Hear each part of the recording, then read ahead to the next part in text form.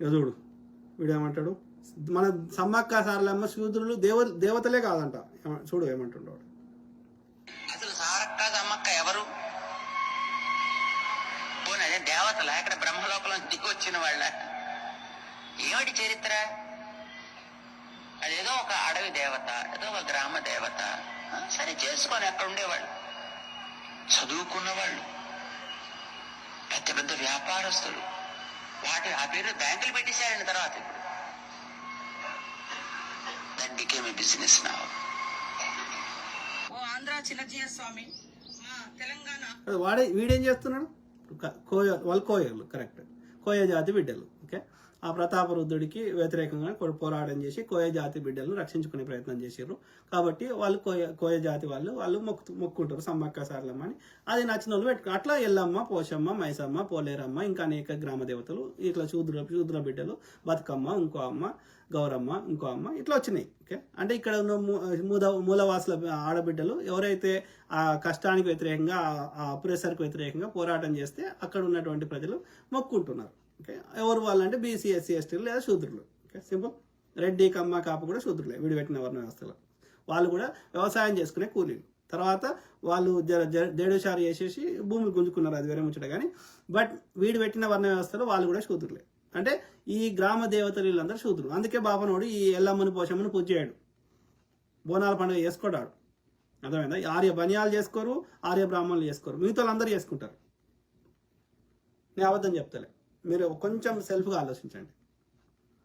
So వీని బాధ ఏంది? ఇప్పుడు వీడు వాడు కాషాయం వేసిండు, పేయి మీద ఏం వేసుకున్నాడు? ఒక్క బట్ట తప్ప ఏమైనా ఉందా అవన్నీ పేయి మీద? చిన్నజీఆర్ మీద ఒక్క ఈ గుడ్డ తప్ప ఏమైనా ఉన్నదా అవని మీద? కులాలు పోకూడదండి, ఒక గుడ్డ తప్ప ఏమైనా ఉన్నదా? సో ఎందుకు వేసుకున్నాడు వాడు? ఇక నాకు ఏమదు, చట్టాలు గిట్ట లేకపోతే, రాజ్యాంగం లేకపోతే ఆ బట్ట కూడా తీసేస్తాడు. అంటే వాని అంబరం అంటే వస్త్రం. ఏంటిది వాని అంబరం అంటే? దిగంబరం, దిక్కులే అంబరంగా గలవు. అంటే బట్టలు వేసుకోడు జంతువులాగా. సో అంటే ఇప్పుడు రమణ మహర్షి ఉండే, మన కోసం వేసుకున్నాడు, కింద గోషి కట్టుకున్నాడు. ఎందుకు కట్టుకున్నాడు? మన కోసం కట్టుకున్నాడు. లేకపోతే వాళ్ళ అంటే సన్యాసి అంటే నాకు ఈ డే టు డే లైఫ్ తోటి నాకు సంబంధం లే, ఈ సంసారము, పిల్లలు, ఈ వ్యాపారము, ఈ పని, ఇది లేదు నాది ఏంటంటే నేను ఆత్మ సంతృప్తితో ఉంటా, నేను నమ్మిన ఆ ధర్మాన్ని ప్రచారం చేస్తా. ఇది నేను చెప్తలే, ఆడు సనాతన ధర్మం అని వాడు రాసిన పుస్తకాలకే చెప్తున్నా. అర్థమైందా? సో కాబట్టి ఒక వర్షాకాలంలో మాత్రం ఒక ప్రాంతం నుంచి ఇంకో ప్రాంతం పోవడానికి, ధర్మ ప్రచారం చేయడానికి అనుకూలంగా ఉండదు. కాబట్టి వర్షాకాలం మాత్రమే ఒక ప్రాంతంలో ఉండొచ్చు వాడు చెప్పిన నియమం ప్రకారం. కానీ మిగతా 3 కాలాల్లో మాత్రం వాడు ఒక దగ్గర ఉండొద్దు. మళ్ళీ రివర్స్లో పోవద్దు. ఒక ఊర్లో వాడు ధర్మ ప్రచారం చేస్తే మళ్ళీ ముందుకే పోవాలి, వెనక పోవద్దు. మళ్ళీ చెప్పులు వేసుకోవద్దు, కాలినడకన్నా పోవాలి, కట్టే చెప్పులనే వేసుకోవాలి. ఎవరైనా వండని పదార్థాలు పెడితే, వండని పెడితే అవి తిని బతకాలి. ఆకులు, అలములు, లేకపోతే ధాన్యం ఏదైనా ఇస్తే ఏమైనా వండుకొని తిని బతకాలి. ఇది ఇట్లా ధర్మ ప్రచారం చేయాలి. అది వాడు పెట్టుకున్న సన్యాసి అంటే అదే అర్థం. మరి ఈ టైపిస్ట్ అయిన సన్యాసి దగ్గర ఎవరినో ఎవరినో కడుపు చేసి వదిలేసిండు. ఈ సన్యాసి దగ్గర 1000 కోట్లకు అధిపతి జియో ట్రస్ట్ కింద ఎందుకుంటాయి? మళ్ళీ వీడు నిలువబొట్టున్న విష్ణుమూర్తి అవతారాలు తప్ప వేరేటి మొక్కొద్దు అంటాడు. మా ఫ్రెండ్ వాని దగ్గర శివుని, పార్వతి అవన్నీ ఉంటే తీసేపిచ్చిండు అమ్మవారి. వీడు ఏది చండీ యాగం చేయరు వీళ్ళు, ఓన్లీ సుదర్శన చక్ర యాగమే చేస్తారు, సుదర్శన యాగమే చేస్తారు. మళ్ళీ వీడు వచ్చేసి మనం అందరం ఒక్కటి, మనం ఇది అది 1200 కోట్లు ఏమి ఉన్నాయి వెనకాల. అలా అదేంది భూములు కబ్జా పెట్టేశారు ఇప్పుడు శంషాబాద్లో. మళ్ళీ దాని పేరు మీద పైసలు వసూలు చేస్తారు. కానీ ఈ కోయోళ్ళు ఏదో 4 పైసలు జాతర అయినప్పుడు వస్తే వాళ్ళ మీద ఎడుతున్నాడు. వీడు సంవత్సరాంతం మొత్తం దోసుకుంటాడు. అమెరికాకు వస్తే అమెరికాలో దోసుకుంటాడు. అంటే దోసుకుంటే ఎవడు దోసుకోవాలి దేశ సంపద? దేవుని పేరు చెప్పి ఈ బ్రాహ్మణులు తప్ప మిగతా ఎవడు దోసుకుంటే వాళ్ళని ఇట్లా అవమానిస్తారు, తిడతారు. కాబట్టి సమ్మక్క సారలమ్మ దేవతలు కాదంట. రాముడు కూడా దేవుడా అండి? ఆయన్నే చెప్పలేదు, పుస్తకాలు ఎక్కడ రాశారు రామాయణంలో? ఆయన ఆదర్శ పురుషుడు అని రాసిండు వాల్మీకి అంటే. ఎందుకంటే ఈ ఆర్యుడు చెప్పింది తుచా తప్పకుండా పాటించిండు కాబట్టి నిండు శూలాలనే గర్భవతైన భార్యని అడవిలో వదిలేసిరమ్మంటే వచ్చిండు కాబట్టి ఇక శంభూకుడు అనే శూద్రుని సంపుపోరా అంటే చంపిండు కాబట్టి రాముడు ఈ ఆర్య బనియాలకి ఆర్య బ్రాహ్మణులకి దేవుడు. రాముడు మాకు దేవుడు కాదు, ఆర్య బనియాలకి ఆర్య బ్రాహ్మణులే తప్ప మాకు కాడు. మా దేవతలు మా శూద్ర దేవతలు దేవుళ్ళు గిల్లె, ఎల్లమ్మ, పోషమ్మ, మైసమ్మ, పోలేరమ్మ, గిల్లె. ఓకే, సమ్మక్క, సారలమ్మ. ఓకే, అర్థమైందా? జై ఎల్లమ్మ అంట హనుమను అని ఆర్య బనియాగాని హనుమన్, జై ఎల్లమ్మ హనుమన్. దొంగ మండకు ఈయన హనుమన్, ఎల్లమ్మ హనుమన్, జై ఎల్లమ్మ హనుమన్, జై సమ్మక్క హనుమన్. వీని చూద్దాం చిన్నజీఆర్ గాని అన్నాడు. కానీ మనం జై శ్రీరామ అని అంటాం. మేము ఎందుకంటాం? బంకానం.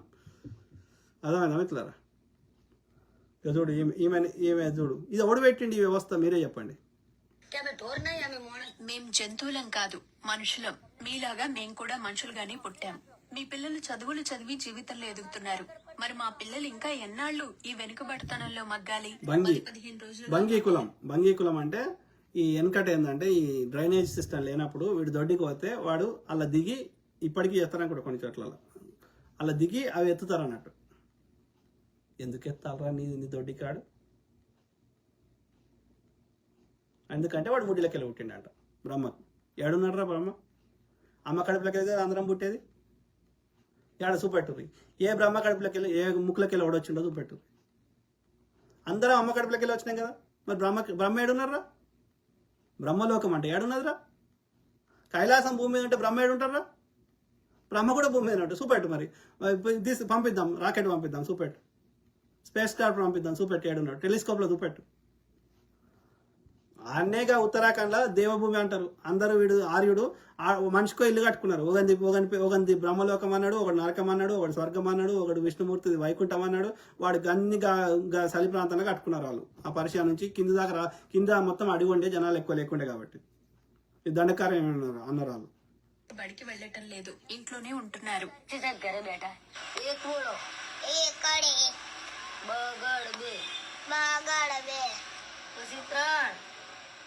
లీలాబేన్ గుజరాత్లోని బనాస్కాంఠ జిల్లాలోని అంగన్వాడా గ్రామంలో ఉంటారు.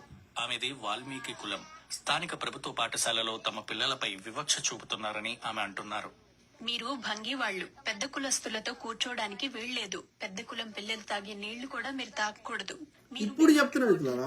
అంబేద్కర్ గారు అంటే దాదాపు ఒక 80-90 ఏళ్ళు అయింది కదా.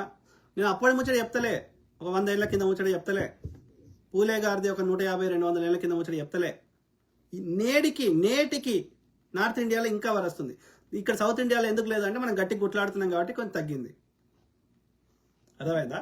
ఇప్పటికీ జడ్జిలు చూడండి, సుప్రీంకోర్టు జడ్జిలు, హైకోర్టు జడ్జిలు, డిస్ట్రిక్ట్ కోర్టు జడ్జిలు, ఎనీ డెసిషన్ మేకింగ్ నిర్ణయం చేసే పొజిషన్లో ఇవ్వడం ఈ శూద్రులు ఉండరు. 3%, 1% ఉన్న బాపనోడు 10% ఈడబ్ల్యూఎస్ తీసుకున్నాడు. 12 సంవత్సరానికి 12 లక్షలు సంపాదించేటోడు, నెలకు ₹1,00,000 సంపాదించేటోడు వాడు పేదోడు అంట. వానికి రిజర్వేషన్ అంట 10%. అదే బీసీలకి మహిళలకి రిజర్వేషన్ ఇరా అంటే మనము దేశద్రోహులం అంటున్నాడు. వాడు రథయాత్ర స్టార్ట్ చేసిండు అప్పుడు మండల్ కమిషన్ కింద చేస్తే. ఇప్పుడు ముస్లింలను తీసే ముస్లింల వెనకబడిన వాళ్ళు ఉంటే వాళ్ళు కాదు అంటాడు. మరి వాడు గుజరాత్ రాజస్థాన్లో వాళ్ళని బీసీలే అంటాడు. అంటే ఎట్లన్నా చేసి మనం నాశనం కావాలి. ఇట్లా నేను అడిగితే మన అందరం హిందువులం అంటాడు. కింద పెడితే మీద పెడతాడు, మీద పెడితే కింద పెడతాడు. మొత్తం మీద వాడైతే పైన ఉండాలి. వాడు నిర్ణయం చేసే పొజిషన్లో వాడే ఉండాలి, దోసుకునే పొజిషన్లో ఆడు ఉండాలి. మన జనాభా ఎంత? వాడు ట్యాక్సీలు ఎన్ని కడుతుండ్రు? ట్యాక్సీలే కట్టాడు వాడు. ఈ మార్వాడి బాడుకో ఆర్య బనియాగాడు ఒక్క ట్యాక్స్ కట్టాడు. మళ్ళీ మనం కట్టేది మనమే. గలీజ్ ముండ కొడుకులు.